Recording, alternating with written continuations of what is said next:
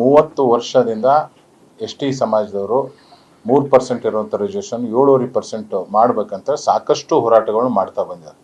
ಯಾಕಂದರೆ ಯಾವ್ಯಾವ S T ವರ್ಗಕ್ಕೆ ಸೇರಿಸಿದ್ದಾರೆ ಯಾವ್ಯಾವ ಜಾತಿಗಳನ್ನ ಅವರು ಜನಸಂಖ್ಯೆ ಆಧಾರವಾಗಿ ಅವರಿಗೆ ರಿಸರ್ವೇಷನ್ ಕೊಟ್ಟಿಲ್ಲ, ಸೇರಿಸಂತೆ ಹೊರಟಿದ್ದಾರೆ.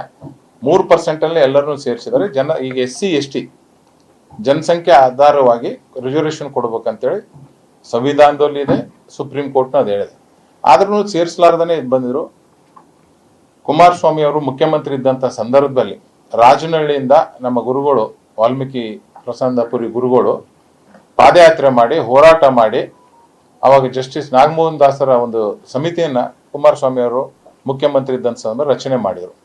ಅದು ರಚನೆ ಆದಮೇಲೆ ಸರ್ಕಾರ ಚೇಂಜ್ ಆಯಿತು, ನಮ್ಮ ಸರ್ಕಾರ ಬಂತು. ನಮ್ಮ ಸರ್ಕಾರ ಬಂದರೆ ಯಡಿಯೂರಪ್ಪ ಸಾಹೇಬರು ಮುಖ್ಯಮಂತ್ರಿ ಇದ್ದರು. ಮುಖ್ಯಮಂತ್ರಿ ಇದ್ದಾಗ ನಾವೆಲ್ಲರೂ ಒತ್ತಾಯ ಮಾಡಿದ್ವಿ. ಒತ್ತಾಯ ಮಾಡಿದ ಮೇಲೆ ಅದನ್ನು ಮತ್ತೆ ಆ ಸಮಿತಿಯನ್ನು ಕಂಟಿನ್ಯೂ ಮಾಡಿದರು. ಕಂಟಿನ್ಯೂ ಮಾಡಿದ ಮೇಲೆ ಬಸವರಾಜ ಬೊಮ್ಮಾಯಿಯವರು ಮುಖ್ಯಮಂತ್ರಿ ಇದ್ದಂಥ ಸಂದರ್ಭದಲ್ಲಿ ಸ್ವಾಮೀಜಿಯವರು ಅಂದರೆ ಪ್ರಸನ್ನಪುರಿ ವಾಲ್ಮೀಕಿ ಸ್ವಾಮೀಜಿಯವರು 257 ದಿನ ಸತ್ಯಾಗ್ರಹ ಕುಂತ ಮೇಲೆ ನಮ್ಮ ಸರ್ಕಾರ ಅವತ್ತು ಇಲ್ಲ ಎಲ್ಲರೂ ಕಲ್ತು ಮಾಡಂತೇಳಿ ಸರ್ವಪಕ್ಷ ಸಭೆ ಕರೆದು 3% ಇರುವಂಥ ರಿಸರ್ವೇಷನ್ 7% ಹೆಚ್ಚು ಮಾಡೋಂಥ ಕೆಲಸವನ್ನ ನಮ್ಮ ಬಿಜೆಪಿ ಸರ್ಕಾರ ಬಸವರಾಜ ಬೊಮ್ಮಾಯಿಯವ್ರ ನೇತೃತ್ವದಲ್ಲಿ ಮಾಡಿತು. ಅದಾದ ಮೇಲೆ ಅಲ್ಲಿಂದ ಯಾವತ್ತು ಜಾರಿ ಮಾಡಿತು ಅಲ್ಲಿಂದ 9/11/2025 ಎಲ್ಲಾ ಮೀಸಲಾತಿ ಉದ್ಯೋಗದಲ್ಲಿ ಸಿಕ್ಕಿದೆ, ಎಜುಕೇಶನ್ ಸಿಕ್ಕಿದೆ, ಮೆಡಿಕಲ್ ಸೀಟಲ್ಲಿ ಸಿಕ್ಕಿದೆ, ಇಂಜಿನಿಯರಿಂಗ್ ಸೀಟಲ್ಲಿ ಸಿಕ್ಕಿದೆ, ಎಲ್ಲ ಕಡೆ ಸಿಕ್ಕಿದೆ.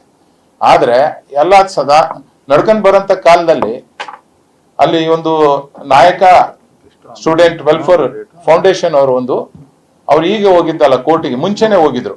2015 ಕೋರ್ಟಿಗೆ ಹೋದ್ರು. ಕೋರ್ಟಲ್ಲಿ ಒಂದು ಆದೇಶ ಆಯ್ತು, ಇಲ್ಲ ಇದು ಜನಸಂಖ್ಯೆ ಆಧಾರವಾಗಿ ಅವರಿಗೆ ರಿಸರ್ವೇಷನ್ ಕೊಡ್ಬೇಕಂತ ಆಯ್ತು.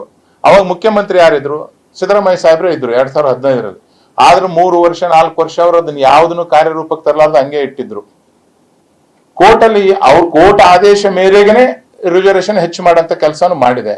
ಆದ್ರೆ ಈ ಕಾಂಗ್ರೆಸ್ ಸರ್ಕಾರದವರು ಕೋರ್ಟಿಗೆ ಸರಿಯಾದಂತ ಮಾಹಿತಿ ಕೊಡ್ಲಾರ್ದೆ, ಒಳ್ಳೆ ಲಾಯರ್ಸ್ ನೀಡಲಾರ್ದೆ ಇವತ್ತು ಸ್ಟೇ ಸಿಗಂತ ಒಂದು ಕೆಲಸವನ್ನು ಮಾಡಿದ್ದಾರೆ.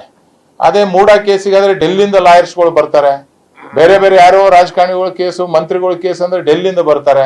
ಈ ದಲಿತರ ಕೇಸ್ ಅಂತಂದ್ರೆ ಯಾಕೆ ನೀವು ಅಟೆಂಡೇ ಆಗಂಗಿಲ್ಲ? ಇಲ್ಲಿದ್ದಂತವ್ರೆ ಅಟೆಂಡ್ ಆಗಲ್ಲ. ನಿಮ್ಗೆ 13/8/2025 ಅರ್ಜೆಂಟ್ ಆಗಿದೆ, ಅವತ್ತು ಯಾರು ಅಟೆಂಡ್ ಆಗಿಲ್ಲ. 23/9/2025 ಯಾರು ಆಗಿಲ್ಲ. 16/10/2025 ಯಾರು ಅಟೆಂಡ್ ಆಗಿಲ್ಲ. 29/10/2025 ಅಟೆಂಡ್ ಆಗಿಲ್ಲ. 4/11/2021 ಅಟೆಂಡ್ ಆಗಿಲ್ಲ. 19/11 ಅವತ್ತು ಅಟೆಂಡ್ ಆಗಿಲ್ಲ. 27/11 ಅವತ್ತು ಸ್ಟೇ ಕೊಡ್ತಾರೆ ಇದಕ್ಕೆ. ಅಂದ್ರೆ ಯಾರು ಸರಿಯಾಗಿ ಅಟೆಂಡೇ ಆಗ್ಲಿಲ್ಲ, ಕೇಸ್ ನಿಮ್ಗೆ ನಡ್ಸಕ್ಕೆ ಇಂಟ್ರೆಸ್ಟೇ ಇಲ್ಲ ಅಂತಂದ್ಮೇಲೆ ಸ್ಟೇ ಕೊಟ್ಟ. ಆ ಸ್ಟೇ ವೇಕೆಂಟ್ ಮಾಡಿಸೋದು ರಾಜ್ಯ ಸರ್ಕಾರದಿಂದ ಆಗಂಗಿಲ್ಲ. ಕೆಲವೊಂದು ಕಾಂಗ್ರೆಸ್ನವ್ರನ್ನೇ ಇದಕ್ಕೆ ಬಿಟ್ಟು ಅವರೇ ಎಲ್ಲ ಕಡೆ ಪ್ರೆಸ್ ಮೀಟ್ ಮಾಡ್ದಂಗೆ ಮಾಡಿ ಈಗ ಶೆಡ್ಯೂಲ್ 9ಗೆ ಸೇರಿಸ್ಬೇಕು ಅಂತೇಳಿ ಅವರೇ ಹೋರಾಟ ಮಾಡಿ ನಿನ್ನೆ ಕೆಲವೊಂದು ಜನನ ಕರ್ಕೊಂಡು ಹೋಗಿ ಅವರೇ ಮುಖ್ಯಮಂತ್ರಿಯವರಿಗೆ ಮನವಿ ಪತ್ರ ಕೊಟ್ಟಂಗೆ ಮಾಡ್ತಾರ. ಸಾಹೇಬ್ರೆ, ಸಿದ್ದರಾಮಯ್ಯ ಸಾಹೇಬ್ರೆ, ಎಷ್ಟು ದಲಿತರಿಗೆ SC ST ಕಣ್ಣಿಗೆ ಮಣ್ಣೆಚ್ಚಂತ ಕೆಲಸವನ್ನು ಮಾಡ್ತಿದ್ರಿ? ಒಬ್ಬ ಒಳ್ಳೆ ಲಾಯರ್ ಇಟ್ಟು ಸ್ಟೇ ವೇಕೆಂಟ್ ಮಾಡಿಬಿಟ್ರೆ ಮುಗಿದೇ ಹೋಯ್ತದು. ಯಾಕಂತಂದ್ರೆ ಹೋಗಿ ಲಾಯರ್ ನಮ್ಮಂತವ್ರಿಗೆ ಲಾ ಓದ್ಲಾದವ್ರಿಗೆ ಗೊತ್ತಾಗ್ತದೆ, ಕೆಲವೊಂದು ಪಾಯಿಂಟ್ಸ್ ನಿಮಗೆ ಗೊತ್ತಾಗಂಗಿಲ್ಲ. 2015 ಕೋರ್ಟ್ ಹೈಕೋರ್ಟ್ ಹೇಳಿದ ಆದೇಶ ಮೇಲೆ ರಿಸರ್ವೇಷನ್ ಮಾಡಿರೋದು. ಮತ್ತೆ ಅವ್ರು ಹೇಳಿದ್ಮೇಲೆ ರಿಸರ್ವೇಷನ್ ಮಾಡಿದ್ರೆ ಅವ್ರಿಗೆ ಸ್ಟೇ ಕೊಡಕ್ ಸಾಧ್ಯ ಆಗ್ತದೆ? ಇದೇ ಛತ್ತೀಸ್ಗಢದಲ್ಲಿ STಗೆ 32%, SCಗೆ 10%, OBCಗೆ 16%, ಟೋಟಲ್ 58% ಆಗಿದೆ. ಅಲ್ಲಿ ಲಾಯರ್ಗಳು ಸುಪ್ರೀಂ ಕೋರ್ಟ್ ಅಲ್ಲಿ ವಾದ ಮಾಡಿದಾಗ ಅವ್ರಿಗೆ ಅಪ್ರೂವಲ್ ಕೊಟ್ಟಿದ್ದಾರೆ. ಏನಂತ ಕೊಟ್ಟಿದ್ದಾರೆ? SC ST ವರ್ಗದವ್ರು ಎಷ್ಟು ಜನಸಂಖ್ಯೆ ಇದ್ದಾರೆ ಅವ್ರಿಗೆ ಕೊಟ್ಟು ಅವರು 50% ಹೆಚ್ಚಾದ್ರೂ ಕೊಡ್ರಂತ ಅಲ್ಲಿ ಕೊಟ್ಟಿದ್ದಾರೆ. ಕರ್ನಾಟಕದಲ್ಲಿ ಯಾಕೆ ಕೊಡಂಗಿಲ್ಲ? ಇಲ್ಲಿ ಕರ್ನಾಟಕದಲ್ಲಿ 56% ಇದೆ. ನೀವು ಸರಿಯಾಗಿ ವಾದ ಮಾಡ್ಲಾರ್ದೆ ನಿಮಗೆ ಇಂಟ್ರೆಸ್ಟೇ ಇಲ್ಲ ಅದು ಕೊಡ್ಬೇಕಂತ.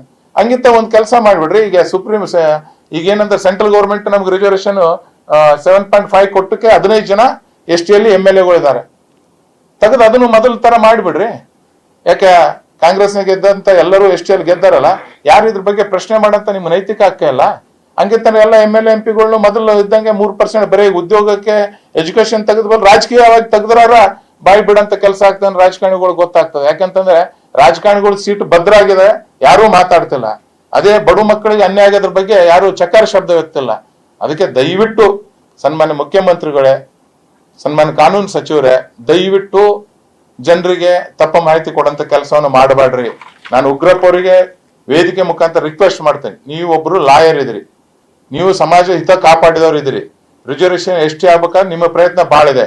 ದಯವಿಟ್ಟು ಇಷ್ಟೆಲ್ಲ ಹೋರಾಟ ಮಾಡಿ ಕೊನೆಯ ಗಳಿಗೆಯಲ್ಲಿ ಸುಮ್ಮನೆ ಶೆಡ್ಯೂಲ್ 9 ಅಂತೇಳಿ ಸೇರಿಸ್ಬೇಕಂತೇಳಿ ಬೇರೆ ಕಡೆ ಬಾಣ ತಿರುಗಿಸಂತ ಕೆಲಸ ದಯವಿಟ್ಟು ಮಾಡಬಾರ್ದ್ರಿ. ನೀವು ಗೊತ್ತಿದೆ ಶೆಡ್ಯೂಲ್ 9 ನಲ್ಲಿ ಯಾವ್ಯಾವ ಸೇರಿಸ್ಬೇಕು ಯಾವ ಸೇರಿಸಬಾರ್ದು ಅಂತ, ನೀವು ಲಾಯರ್ ಇದ್ರಿ, ನಿಮ್ಗೆ ಗೊತ್ತಿದೆ. ಸುಮ್ಮನೆ ಜನರಿಗೆ ತಪ್ಪು ಮಾಹಿತಿ ಕೊಡೋದು ದಯವಿಟ್ಟು ಬೇಡ. ನಿಮ್ ಬಗ್ಗೆ ಬಹಳಷ್ಟು ನಮ್ಮೆಲ್ಲರಿಗೂ ಗೌರವ ಇದೆ.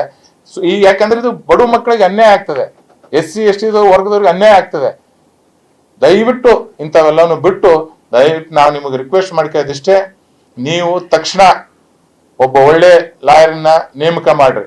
ನೇಮಕ ಮಾಡಿ ಇಷ್ಟೇ ವೇಕೆನ್ಸಿ ಮಾಡಿಬಿಟ್ರೆ ಎಲ್ಲರಿಗೂ ಉದ್ಯೋಗಾವಕಾಶ, ನಮ್ಮ ಮಕ್ಕಳಿಗೆಲ್ಲ ಉದ್ಯೋಗಾವಕಾಶ ಸಿಗಂತ ಕೆಲಸ ಆಗ್ತದೆ. ಆಗ್ಲಿಲ್ಲಪ್ಪ ಅಂತಂದ್ರೆ ಎಲ್ಲರೂ ನಾವು ಕುಂತು ತೀರ್ಮಾನ ಮಾಡಿ ಅದಕ್ಕೆ ಯಾವ ತರ ಹೋರಾಟ, ಕಾನೂನುವಾಗಿ ಯಾವ ತರ ಹೋರಾಟ ಮಾಡಬೇಕು ಮಾಡ್ತೀವಿ, ರಾಜಕೀಯವಾಗಿ ಯಾವ ತರ ಮಾಡ್ಬೇಕು ಮಾಡ್ತೀವಿ, ಸಮಾಜದಿಂದ ಯಾವ ತರ ಮಾಡ್ಬೇಕು ಆ ತರ ಹೋರಾಟ ಮಾಡ್ತೀವಿ. ದಯವಿಟ್ಟು ಜನರಿಗೆ ತಪ್ಪು ಸಂದೇಶ ಕೊಡೋದು ಮಾಡಕ್ ಹೋಗ್ಬಾಡ್ರಿ ಅಂತ ಈ